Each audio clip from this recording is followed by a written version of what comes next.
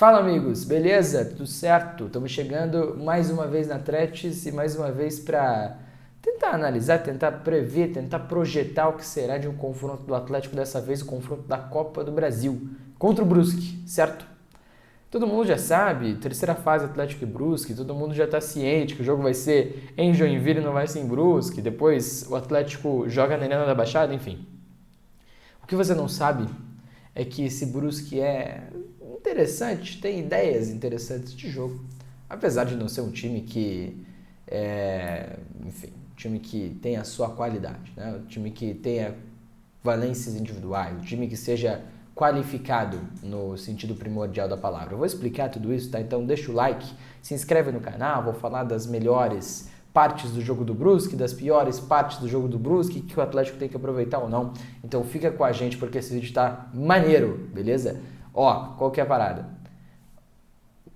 Pensando em nível individual, pensando em qualidade mesmo, não dá pra comparar, gente. Assim, é um negócio muito diferente, até mesmo com o Atlético na Série B. O Brusque estava na B no ano passado, né? O Brusque caiu, vai jogar a C nessa temporada. Não tinha um time tão melhor também, tá? Do que o que está na temporada atual. Manteve alguns de seus jogadores, inclusive, né? Mas o Brusque já na B já teria seríssimas dificuldades na comparação com o elenco do Atlético. Na C é pior ainda, né? E assim, foi até as quartas de final do Campeonato Catarinense, perdeu para a Chapecoense nos pênaltis, né? Foi eliminado nos pênaltis para a Chapecoense. E assim, a Chapecoense também não é um time forte, tá? Não é um time melhor, pelo menos entre os melhores da Série B do Campeonato Brasileiro, né? Vamos ser prático, vamos comparar, né? Matheus Nogueira, que é o goleiro do Brusque. Tem sua qualidade, um jogador já mais experiente e tal, mas não se compara aos goleiros do Atlético, o Micael ou o Santos, né? Aí você vai pegar a lateral direita com o Matheus Pivô e aí o Dudu ou o Palácios no Atlético, né? O Dudu e o Palácios têm atuações questionadíssimas nesse começo de ano pelo Atlético e são jogadores que não têm entregado, de fato. Mas o Matheus Pivô é outro nível, né? É um nível abaixo. Isso dá pra dizer com muita tranquilidade. Na zaga, até o Brusque tem o Jean Paul Torres, né? Que é um jogador colombiano, um jogador que tem sua qualidade, sabe o que tá fazendo com a bola, mas ainda assim, gente, não se compara com o que o Atlético tem com o Léo, que tem com o Tobias Figueiredo. E você pode ter a crítica que for ao Léo, não é um jogador que vai bem por cima, o Tobias Figueiredo é um jogador mais lento, a característica é diferente, o Abraão é a mesma coisa. Mas, assim, não dá pra gente desconsiderar a diferença técnica entre as duas equipes. Aí o Fernando, beleza, o Fernando é um jogador que não tá bem na temporada, não tá bem de fato, né? Mas o lateral esquerdo do Brusque é Juan, o nome dele. Ele é muito abaixo, gente. Assim, é muito complicado o nível ali. Mais à frente, o Brusque tem o Potiguar, né, o primeiro volante que também, olha, falta muita coisa. O Biel, camisa 7, ele não foi bem no Coritiba, foi dispensado do Coritiba, foi emprestado inclusive ao Paysandu, né? Ele não foi bem no Paysandu também e agora está no Brusque. Não é mau jogador. Não acho horroroso, não acho um cara tão abaixo, inclusive no time do Brusque e na competição do Campeonato Catarinense, ele mostra certa qualidade, tem um passe interessante, consegue virar a bola e tal, é alto, tem estatura, mas assim, dispensado do Coritiba, não rendeu no Paysandu. Não é comparável ao elenco do Atlético e o restante das peças também, né? O Brusque tem aí seus outros jogadores, o Poggeiro, que é o centroavante, é até interessante e tal, tem mobilidade, é um cara de estatura, mas assim, não há, e pensando só em qualidade técnica, né, não há nenhuma possibilidade de que uma derrota do Atlético seja tratada como normal. Não pode ser normal, não pode ser algo normal, não pode ser algo a ser, como que eu posso colocar, normalizado, não pode ser algo a não ser questionado, né? Aí você vai me falar, pô, mas e o Maringá? O Maringá também tem peças muito abaixo das do Atlético, verdade. E aí que entra a outra questão desse vídeo, né? O Atlético contra o Maringá enfrenta um time muito peculiar e muito difícil de se jogar contra. Contra o Brusque ele não vai enfrentar. E eu falo isso com propriedade porque estudei, analisei, vi jogos do Brusque hoje, né? E assim, é um time que tem a sua ideia de jogo que é legal, tá? Queria trazer alguns números, inclusive, antes até não citei, mas o Robinho, aquele ex-Coritiba, ex-Palmeiras, ex-Cruzeiro, o Robinho também está no Brusque. É o armador da equipe do Brusque, né? É uma ideia de jogo interessante. É um time que consegue manter posse de bola, é um time que tem na formação de triângulos ao lado do campo o melhor do seu jogo, tenta aproximar os jogadores do lado do campo para conseguir ter boas combinações, chegar no fundo do campo para fazer um cruzamento, para tentar uma bola enfiada e tal. É uma ideia moderna de fato de jogo, né? É moderno, sim. É o time que está acostumado com o gramado sintético porque joga no gramado sintético quando joga em sua casa, né? Ou enfim, no Eduardo Bauer, no Eduardo, não sei lá, enfim. Peraí, dá um segundinho. É Augusto Bauer, né, o nome do estádio. Enfim, também tem grama sintética, Arena Condá vai ter grama sintética. Enfim, a questão que fica tem seu jogo, sim. É um time que baseia-se muito em pressão também, né? Um time que, quando perde a bola, normalmente pressiona pós-perda, e acho que tem 2 números interessantes aqui para dar para você. O primeiro é que o Brusque foi, e eu tô até abrindo um número aqui para ficar muito mais fácil, né? O Brusque foi o segundo time no Campeonato Catarinense nessa temporada que mais roubou bolas perigosas no campo de ataque. Atrás do Avaí, né? Atrás do Avaí. O Avaí campeão. Isso é um número legal. Não é a melhor concorrência do mundo, não é o primor, mas é um bom número, tá? O Brusque foi o primeiro colocado na questão do PPDA. O que é isso? Passes per Defensive Action. Passes por ação defensiva, né? O que significa que ele limitava os seus adversários a pouco mais de 2 passes até ter a próxima ação defensiva. Ele limitava a posse de bola dos adversários, em média, a pouco mais de 2 passes. É bom, é ótimo esse número, tá? É muito positivo esse número. Lógico, contra times abaixo, lógico, contra times do Campeonato Catarinense, verdade.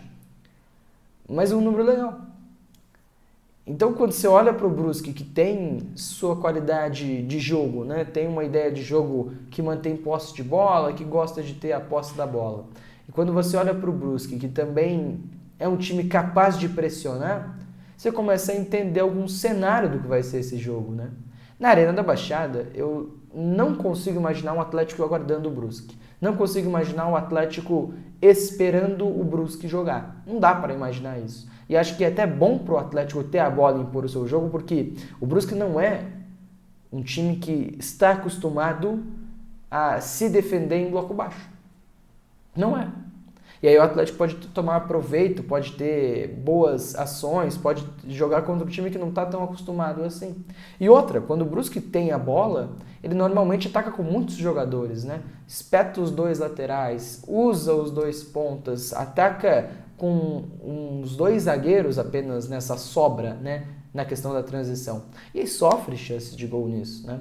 A transição defensiva do Brusque, também por ser um time que não é tão rápido assim, né? Tirando o Torres, né? Que é o zagueiro da esquerda, é um ponto a ser estudado pelo Atlético, a ser aproveitado pelo Atlético. Enfim, acho que o Atlético tende a aproveitar a transição defensiva ruim do Brusque para ter sucesso nos jogos da Copa do Brasil. Isso não significa só contra-atacar, mas também.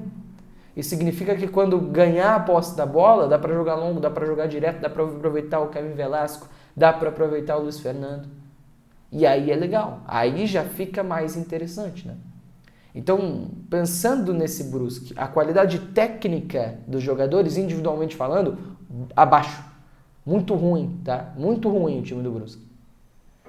A qualidade em conjunto já é um pouco melhor. Um pouco melhor. Não tão melhor, mas é melhor. Mesmo assim, é difícil falar isso e até arriscado falar isso num contexto em que tudo pode ser recuperado a todo momento, né? Mas eu não consigo imaginar um mundo em que o Atlético não se classifica para as oitavas de final da Copa do Brasil. E aí é algo legal, né? É algo que a gente começa a projetar, quem sabe, uma campanha. Não acho que o Atlético tem que ter foco na Copa do Brasil, longe disso, tá? O foco é a Série B do Campeonato Brasileiro e a Copa do Brasil é a mais nessa temporada. Não acho também que o Atlético tem capacidade hoje de enfrentar times da Série A do Campeonato Brasileiro. Alguns times da Série A do Campeonato Brasileiro. Outros, porém, aí a gente pode tentar a projeção, né, do que poderia acontecer. Exemplo, o Ceará era um time que o Atlético poderia ter enfrentado nessa fase da Copa do Brasil. O Ceará estava no pote 2. O Atlético hoje não joga mais que joga o Ceará, campeão cearense, um time que tem qualidade, tem o Pedro Raul em grande fase, mas tem outros jogadores como destaques, né? O Atlético não joga mais que o Ceará, mas o Ceará talvez não seja também o pior time do Campeonato Brasileiro, né?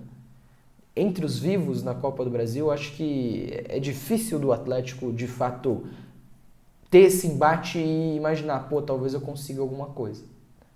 Muito difícil, tá?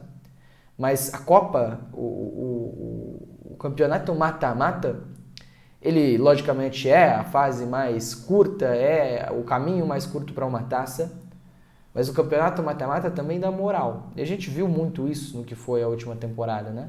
De um Atlético capengando no Campeonato Brasileiro de abril, maio para frente, e a partir desse momento, tentando nas Copas salvar uma temporada que precisava ser salva, que era o centenário, porque era um ano em que o torcedor estava com o sentimento muito depositado, a atenção muito depositada, e tentando salvar o ano, o Atlético tomou decisões equivocadas, erradas, e usou muito também a paixão, usou muito a emoção para tomar esse tipo de decisão, e aí foi muito mal, né? Mas o mata-mata dá aquele empurrão. O mata-mata dá um gás. O mata-mata, ele coloca como uma moral cada vez mais elevada. Ele pode ser essa quebra de muro, como bem definiu o Gustavo Villani lá na semifinal da Copa do Brasil em 2019, né? Ele pode ter essa função. E nessas fases iniciais, o fator vexame causa crise, né? Se o Atlético não passa por Pouso Alegre ou Guarani de Bagé, o Atlético estaria numa situação pior na temporada. Isso é fato. Por mais que a Copa do Brasil não importe em nada, é fato que o Atlético estaria pior. Talvez seja uma projeção viável imaginar que o Barbieri não fosse o treinador do Atlético caso o Atlético não tivesse passado do Pouso Alegre nem do Guarani de Bagé. E é muito viável imaginar também que se o Atlético não passa do Brusque, o Barbieri também não permanece no cargo. Pode ser primeiro colocado na Série B. Quem não consegue imaginar uma eliminação para o Brusque e a demissão do treinador? Quem não consegue imaginar não está acostumado com o que é o Atlético recentemente, né? E aí que fica essa questão. A Copa não importa de nada na temporada do Atlético, mas a Copa pode significar tudo na temporada e na gestão do Atlético. Não deveria, tá? Não estou falando que deveria. Acho que a Copa não deveria importar na tomada de decisão para o restante da temporada. O que importa é o desempenho e o resultado na Série B, né? Agora, não consigo também não pensar que o clima, que a cobrança no estádio, que tudo isso que ronda o futebol do Atlético, e aí clima externo e interno, ele não ficaria muito pior se o Atlético perde, se o Atlético é eliminado. Como também não consigo deixar de imaginar que se o Atlético passa, como tende a passar pelo Brusque, o clima fica muito mais tranquilo. O clima fica muito mais fácil de trabalhar. Então, apesar da Copa não valer nada, é um paradoxo, né? Apesar da Copa não valer nada, ela pode significar tudo na temporada do Atlético. E aí, beleza, se avançar em enfrentar um Palmeiras, enfrentar um Flamengo, enfrentar um Botafogo, enfrentar um Corinthians, enfrentar seja quem for. Aí, beleza, aí acho que o torcedor, a diretoria entenderia a eliminação com tranquilidade. Mas, no caso do Brusque, aí não. Acho que o torcedor não vai entender se não der tudo certo. Inclusive, acho que não vai entender se o Atlético não golear nos 2 jogos. Porque a diferença é gritante, como eu mencionei nesse vídeo. E tá certo o torcedor em cobrar se o Atlético não vencer os 2 jogos com boas atuações. Porque assim, a diferença é enorme. A diferença é muito, muito, muito, muito grande. Beleza? É um Atlético que encara o Brusque abaixo e que tem, vamos ver se a gente pode dizer dessa maneira, tem a temporada em xeque, mesmo que a Copa do Brasil não importe de nada, né? Nessa temporada de 2025.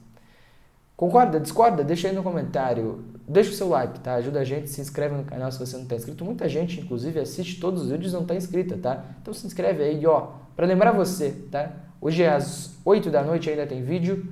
Hoje também, quer dizer, hoje não, amanhã tem Atlético e Criciúma, às 6h30, pela segunda rodada do Campeonato Brasileiro da Série B. Estarei lá. na Arena da Baixada. Vinícius Furlan, Sérgio Fagundes e o nosso João Pedro Pimentel estarão no estúdio para transmitir a emoção de Atlético e Criciúma pela segunda rodada. Estou aguardando você lá, tá? Estou aguardando você lá. A primeira foi um sucesso. Quero ver como vai ser essa segunda jornada esportiva aqui na Atlético. Fechado? Um abraço, tamo junto, até a próxima. Valeu!